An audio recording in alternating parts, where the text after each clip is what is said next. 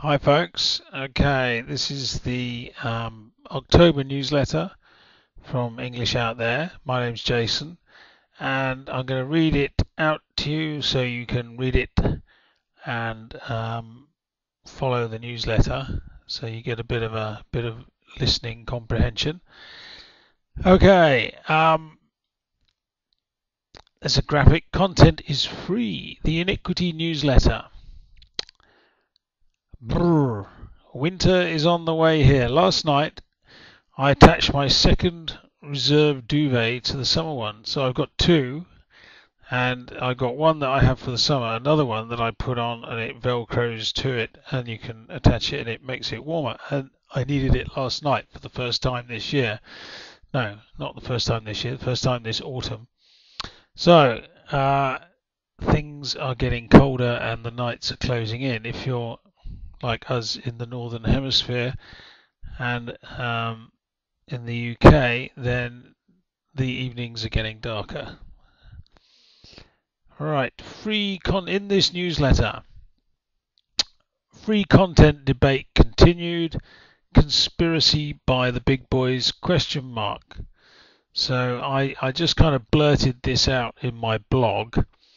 I read something. I get stuff coming into my inbox and from different places on different sort of alerts, and I saw this thing and it just hit a nerve, and I've kind of written a splenetic or emotional outburst, well, not too emotional, that connects online educational innovation, Bill Gates and Macmillan, and you'll have to click on that link to find out how I connect those things.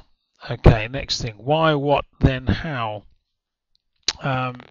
Janet Lane Efron's article on Amplify about the concept of real learning caught my eye, and it makes a lot of sense to me. I'd not heard of the physicist she quotes and whose ideas she discusses, but the title of her piece, Textbooks and Uncommon Sense, drew me in to having a read, and I'm glad. She sums it all up with a mantra that is similar to the EOT mantra of input, activity, result, but hers is a little less snappy. Remember the why, front-end preparation, which is what we do with EOT, and rigor needs to be real, not just window dressing, i.e. you've got to do something to make it go in. You've got to apply it. So it's no good just reading things over and over again or writing on Facebook and doing stuff. It's like making it happen. If you want to learn to speak, you've got to speak. Okay. So I recommend you check it out, and read the whole article. And if you want to learn more about real learning and how it, if you want, so read it.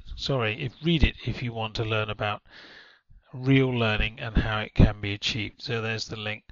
So I've now added the next item, postgrad interviews parts 3 and 4, with Alana from way back in the summer, and part 3 is on social DRM, online marketing and industry rip-offs. There's a bit of a theme. This is why it's called the Iniquity newsletter. Maybe I have a bee in my bonnet about these things, but I do a lot of work and look at this stuff, and it's true, folks, it's true. So here are the final 2 parts of the long interview on all things EOT that Alana, the postgrad from City University, did with me a month or so ago. Sorry it has taken so long to post this. Stadium English, Jay Walker on English Mania. This video came to my attention from some guys that I'm starting to work with EOT. It's fascinating and explains why every man and his dog in English language teaching and publishing is obsessed with China. Recently I've been reading Globish, which is a book by Robert McCrum, who's the assistant editor of The Observer, and he talks about how American English was influenced by the 1849 gold rush, seeing how things will pan out, strike it lucky, things like that. This time it's people's pockets that are being mined, and so I link that to the sort of Chinese thing, watch the video and ask yourself if all those Chinese English learners who are standing in that stadium reciting English phrases out loud, ask yourself if they feel they got a good deal from their conventional and existing English course providers, and if they feel the courses they've been sold for the last 20 years have worked for them. There's the link. And finally, or not so finally, the London EOT Teachers Meetup is now scheduled. The second one ever. The first one was 589 days ago. I'm really sorry, I've been very, very slack, but I'm going to be in London next week, next Thursday and Friday, and got some people to see, but we can do it. We can have a beer, we can have a chat. We've got like 80 teachers in the meetup group, and it'd just be really nice to see you. Come along and we'll have a chat, talk about EOT things, and I've got some stuff and we can, digest it. But basically, I think we can start moving a bit more. I'll put some more effort into EOT London, and it could be fun. We'll turn London into an English classroom.